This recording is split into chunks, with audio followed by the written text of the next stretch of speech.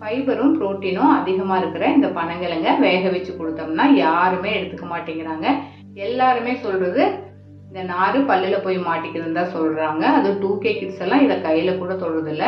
நீங்கள் அதுக்கு பதிலாக இப்படி கொடுங்க, எல்லாருமே விரும்பி எடுத்துப்பாங்க. பனங்கிழங்க அதோட தோலெல்லாம் நீக்கிட்டு நல்லா கழுவி எடுத்துட்டு குக்கரில் சேர்த்து கொஞ்சம் தண்ணி சேர்த்து உப்பு சேர்த்து ஒரு 10 விசில் விட்டு எடுத்து நல்லா ஆற வச்சிடலாங்க.